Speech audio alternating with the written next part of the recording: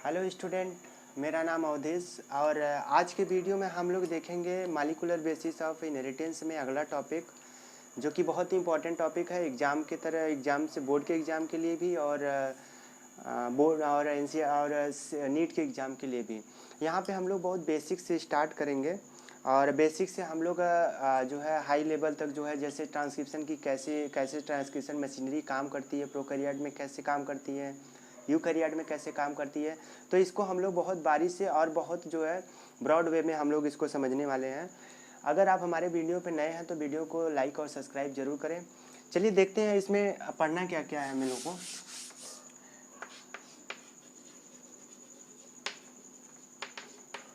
Transcription, देखिए transcription जैसे कि हम लोग पढ़ रहे थे, डीएनए पढ़े थे और रिप्लिकेशन हम लोगों ने जब पढ़ा था, रिप्लिकेशन में हम लोगों ने क्या पढ़ा था, रिप्लिकेशन में यही पढ़ा था कि होल क्रोमोजोम्स का जो है डुप्लीकेशन हो जाता है। तो नया क्रोमोजोम्स का जो है, सपोज क्रोमोजोम्स डीएनए है, डीएनए बी बन गया, तो पूरे होल क्रोमोजोम्स का यहाँ पे डुप्लीकेशन हो रहा था रिप्लिकेशन के केस में। जब हम लोग ट्रांसक्रिप्शन के केस में बात करते हैं तो यहाँ पे किसी पर्टिकुलर एक सेगमेंट को, जैसे सपोज ये डीएनए है, अगर इसको हम लोग इस तरह से स्टडी करें तो ट्रांसक्रिप्शन को, जैसे सपोज ये डीएनए है, तो डीएनए में किसी एक पार्ट को जो है हम स्टडी करते हैं। सपोज जीन ए है तो इसको हम लोग स्टडी करते हैं, तो ये जो है ट्रांसक्राइब होता है, ये जो है ट्रांसक्रिप्शन में पार्टिसिपेट करता है। तो ट्रांसक्रिप्शन में बेसिकली पूरे डीएनए को न ट्रांसक्राइब करके पूरे डीएनए का कोई इन्वॉल्वमेंट नहीं होता है, केवल पर्टिकुलर सेगमेंट का इन्वॉल्वमेंट होता है। जो डीएनए की यूनिट ट्रांसक्रिप्शन में पार्टिसिपेट करती है उसको हम लोग बोलते हैं सिस्ट्रॉन। ठीक।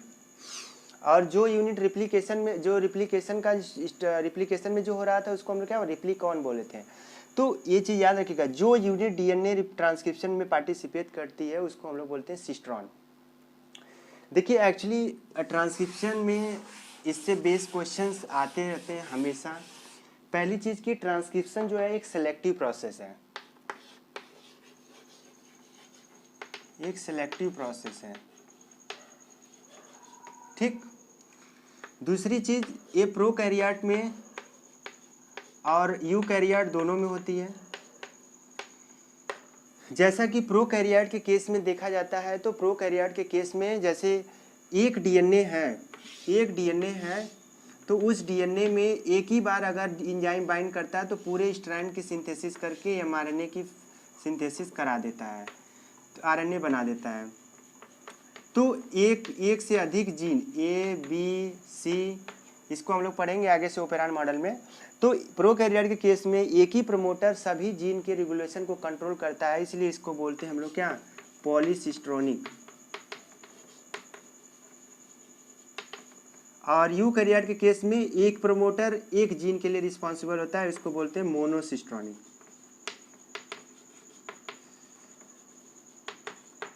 आई होप कि ये बात समझ में आई होगी। प्रोकैरियोट में ढेर सारे जीन को एक ही प्रमोटर कंट्रोल करता है, यूकैरियोट के केस में एक ही प्रमोटर एक जीन को कंट्रोल करता है, तो इसको हम लोग बोलते हैं मोनोसिस्ट्रोनिक। देखिए जब हम इसकी ट्रांसक्रिप्शन की अगर हम बात करते हैं तो ट्रांसक्रिप्शन की बेसिक को समझना बहुत ज़्यादा इंपॉर्टेंट होता है। और बेसिक, यहाँ से बेसिक से ही क्वेश्चंस काफ़ी, नीट 2018 में एक क्वेश्चन जैसे आया है, अभी हम लोग उसको सॉल्व करेंगे कैसे। देखिए इसको करते हैं। जैसे ट्रांसक्रिप्शन में बेसिकली होता क्या है, ये डीएनए है, डीएनए से क्या बनता है, आरएनए बनता है। और आरएनए कैसे बनेगा, in the presence of enzyme. और ये एंजाइम के बारे में हम लोगों को बहुत अच्छे से पढ़ना है, इसके विषय में आप लोग टेंशन मत लीजिएगा, इसको बहुत अच्छे से हम लोग प्रोकैरियोट में भी कौन एंजाइम होते हैं, यूकैरियोट में भी कौन कौन एंजाइम होते हैं, मैं सबको इसको बहुत अच्छे से जो है इसको डिस्क्राइब करूँगा। लेकिन फिलहाल अभी के लिए यहाँ पे ये समझना है कि ट्रांसक्रिप्शन होता क्या है। देखिए जब यहाँ पे हम लोग को पढ़ना कि यहाँ पे जब डीएनए का ये 5 प्राइम टू 3 प्राइम और ये 3 प्राइम टू 5 प्राइम, देखिए इसको हम लोग, ये डबल स्टैंडर्ड डीएनए है। ठीक। यहाँ पे क्या होगा, इसका जो है ट्रांसक्रिप्शन होगा और एक आरएनए का स्ट्रैंड बनेगा। आरएनए हमेशा 5 प्राइम टू 3 प्राइम सिंथेसिस होती है, इतना याद रखिएगा, ठीक, ये इंपॉर्टेंट चीज़ है। देखिए इसमें होता क्या है, जो डीएनए, सपोज यहाँ पे जो आरएनए बना है, इस आरएनए का स्ट्रैंड जिसके सिमिलर होगा उसको हम लोग बोलेंगे कोडिंग स्ट्रैंड। माना जैसे इसको हम लोग अगर लेबल करें ए टी जी सी जी टी ए, इसके ठीक कॉम्प्लीमेंट्री, ठीक इसका अपोजिट ये बाइंडिंग होगी, इससे टी टी ए और सी जी सी ए टी, ठीक। अब इसके बाद में आरएनए स्ट्रैंड हम लोग क्या लिखेंगे, देखिए आरएनए स्ट्रैंड हमेशा इसके सिमिलर होगा और इसके कॉम्प्लीमेंट्री होगा। देखिए इसके सिमिलर होगा तो क्या क्या होगा, ए, फिर यहाँ पे आरएनए में पता है कि टी की जगह क्या पाया जाता है, यूरासिल पाया जाता है, तो यहाँ पे क्या हो जाए, you ji C G T ए, ठीक। जिसके सिमिलर होगा उसको हम लोग क्या बोलेंगे, कोडिंग स्ट्रैंड, या इसको बोलते हैं हम लोग सेंस डीएनए, सेंस स्ट्रैंड। जिसके कॉम्प्लीमेंट्री होगा उसको हम लोग बोलेंगे क्या, टेम्पलेट स्ट्रैंड,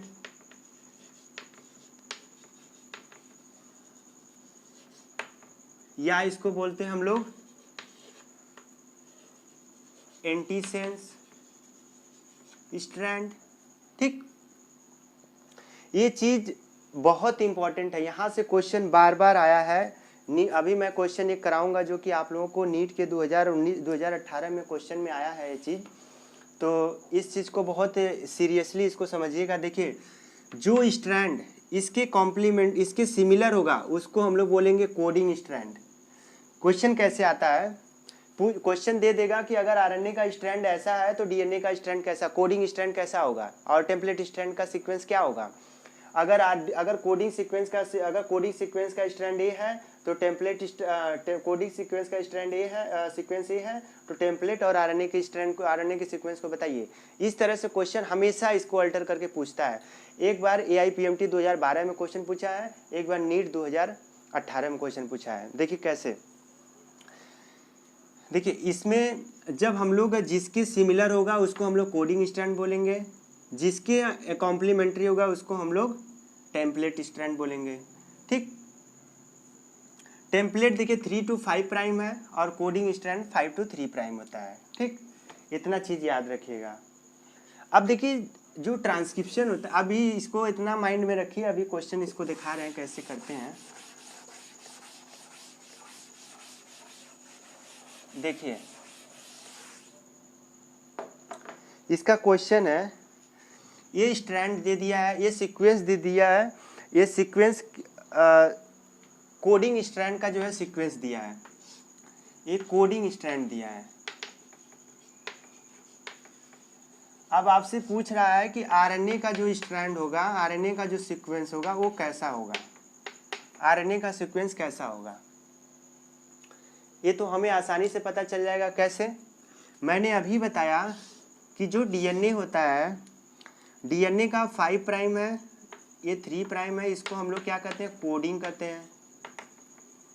अगर हम कोडिंग को, सपोज ये कोडिंग स्ट्रैंड है, कोडिंग को हम इसी जगह अगर फीड कर दें A G G T A T G C A T, ठीक, तो इसके अगेंस्ट जो है टेम्पलेट को बना लीजिए, T C C A T A C G T A, हो गया, ये टेम्पलेट हो गया। ये कौन हो गया, 3 to 5 प्राइम हो गया। अब आरएनए का स्ट्रैंड हमसे पूछ रहा है, आरएनए का सीक्वेंस क्या होगा, तो आरएनए का सीक्वेंस इससे इजीली निकाल सकते हैं। मैंने बोला कि जो आरएनए का सीक्वेंस होगा उस सीक्वेंस को हम लोग इसके सिमिलर लिखेंगे। सिमिलर कैसे लिखेंगे, ए जी जी टी की जगह क्या हो जाएगा, यूरासिल, और फिर ए, फिर इसके बाद यूरासिल, फिर जी, फिर सी, फिर ए, फिर यूरासिल। ये स्ट्रैंड हमारा होगा। ये क्या हो जाएगा, 5 प्राइम to 3 प्राइम हो जाएगा, और इसको हम क्या कहेंगे, टेम्पलेट कहेंगे। इससे हमें क्या हो गया, तीनों स्ट्रैंड हमें पता चल गया, टेम्पलेट भी पता चल गया, आरएनए का सीक्वेंस भी पता चल गया। ये क्वेश्चन आपका 2018 के नीट में आया है। कितना सिंपल क्वेश्चन था कि कोडिंग सीक्वेंस हमें दे दिया था, कोडिंग सीक्वेंस हमने इस तरह से लाइन किया, उसकी कॉम्प्लीमेंट्री हमने उसका अपोजिट स्ट्रैंड बना लिया, उसकी स्ट्रैंड बनाने के बाद हमने क्या किया, आरएनए का सीक्वेंस वहां से पता कर लिया। ठीक, इसी प्रकार से देखिए क्वेश्चंस आते हैं, जब भी क्वेश्चंस इस तरह से आते हैं तो इसी तरह इसको, अब देखिए एक क्वेश्चन और आया है, इसी तरह एक क्वेश्चन और देख लीजिए। देखिए इसका ये जो सीक्वेंस है, ये सीक्वेंस किसका दिया है, टेम्पलेट स्ट्रैंड का दिया है। ये टेम्पलेट स्ट्रैंड का सीक्वेंस दिया है, इससे हमें पूछ रहा है कि कोडिंग सीक्वेंस का स्ट्रैंड कैसा होगा। हमसे इसमें पूछ रहा है इसका कॉम्प्लीमेंट्री स्ट्रैंड जो है, इसका जो कॉम्प्लीमेंट्री स्ट्रैंड है वो कैसा होगा। तो अब इसमें देखिए टेम्पलेट स्ट्रैंड दे दिया है, अब हमें पता है जो टेम्पलेट स्ट्रैंड दिया है तो इसके ठीक कॉम्प्लीमेंट्री हमें किसका, अगर टेम्पलेट हमें दिया है तो ये टेम्पलेट हमारा जैसे हम लोग यहाँ बनाए 5 प्राइम टू 3 प्राइम और 3 प्राइम टू 5 प्राइम, हमें पता है कि टेम्पलेट क्या होता है, 3 टू 5 प्राइम होता है। अगर हम टेम्पलेट यहाँ पे रख दें तो ये हमारा कोडिंग होगा। अब हमसे ये कोडिंग पूछ रहा है, तो कोडिंग पूछ रहा है तो इसको हम क्या करेंगे, यहाँ पे रख देंगे ACTGCTA, ये स्ट्रैंड हमसे पूछ रहा है तो इसको हम लोग ठीक इसका TG और A और CGAT, यही सीक्वेंस हमारा सही है, आंसर ऑप्शन में दिया है, तीसरा ऑप्शन इससे सही है। ठीक है, तो इस तरह से क्वेश्चन देखिए हमेशा जो है हर एग्जाम में, हर अगर नीट का एग्जाम देखा जाए तो हर लगभग एक आध बार जो है एक आध बार इंटरवल करता है, अदरवाइज हर बार इस तरह से क्वेश्चंस कोडिंग स्ट्रैंड देगा, कभी टेम्पलेट स्ट्रैंड देगा, कभी नॉन कोडिंग, कभी जो है आरएनए का सीक्वेंस देगा। तो इस तरह से हमेशा जो है क्वेश्चंस आए ही हैं इस पे, तो इसको बहुत ही और ये बहुत ही सिंपल है, आपका जो भी क्वेश्चंस होगा ये क्वेश्चन इजीली हो जाएगा, इसमें जरा सा भी परेशानी नहीं होगी। ठीक है, अब देखिए टेम्पलेट स्ट्रैंड, जब हम लोग ट्रांसक्रिप्शन की बात करते हैं तो ट्रांसक्रिप्शन यूनिट की बात करते हैं पहले। ट्रांसक्रिप्शन यूनिट क्या होती हैं। देखिए ट्रांसक्रिप्शन यूनिट की अगर हम बात करते हैं तो इसका मतलब ये फंक्शनल पार्ट होता है ट्रांसक्रिप्शन का। फंक्शनल पार्ट इट मीन्स कि जैसे ट्रांसक्रिप्शन जब डीएनए से आरएनए बन रहा है, तो ये आरएनए जो बनने की प्रक्रिया है ये कहाँ हो रही है, ये इसी ट्रांसक्रिप्शन यूनिट में ही हो रही है। और ट्रांसक्रिप्शन यूनिट में बेसिकली क्या क्या आता है जरा इसको देख लेते हैं। देखिए बहुत बेसिक है, हम लोग इसका मैकेनिज्म बहुत अच्छे से पढ़ेंगे। ट्रांसक्रिप्शन यूनिट में क्या क्या आता है, देखिए प्रमोटर,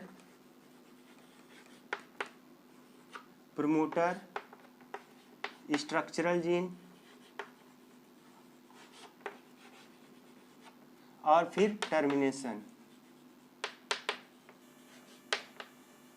टर्मिनेटर आता है। ठीक, देखिए अब इसमें अगर हम प्रमोटर की बात करते हैं तो प्रमोटर यूकैरियोट और प्रोकैरियोट के रेफरेंस में दोनों में अलग अलग होते हैं। अगर हम यूकैरियोट की प्रोकैरियोट के बारे में पढ़ते हैं तो देखिए प्रोकैरियोट में जो प्रमोटर होता है और यूकैरियोट में जो प्रमोटर होता है केवल थोड़ा सा डिफरेंस होता है। इसमें प्रोकैरियोटिक प्रमोटर को हम लोग बोलते हैं प्रिब्नो बॉक्स,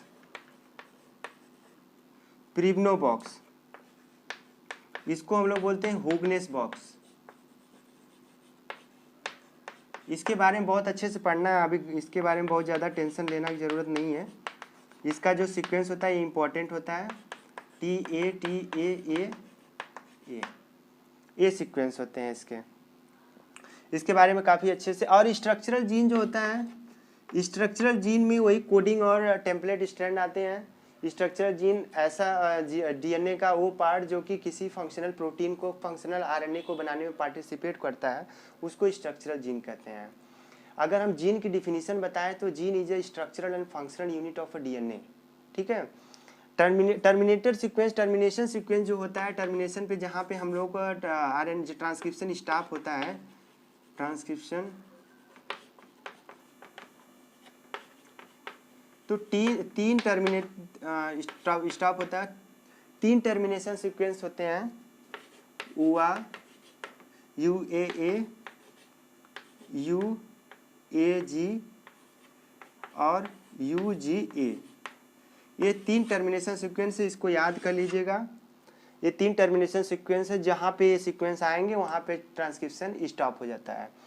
तो ये तो रहा बेसिक जो है कैसे ट्रांसक्रिप्शन होता है, ट्रांसक्रिप्शन की क्या मैकेनिज्म है, ट्रांसक्रिप्शन कैसे एक डीएनए से आरएनए बनता है, जो डीएनए से बनता है उसको कोडिंग और टेम्पलेट क्या स्ट्रैंड होते हैं, प्रमोटर और ट्रांसक्रिप्शन यूनिट क्या होती हैं। तो ये तो रहा बेसिक रहा। अब हम लोग आगे की जो वीडियो है उसमें पढ़ेंगे mechanism of transcription in prokaryote as well as in case of eukaryote.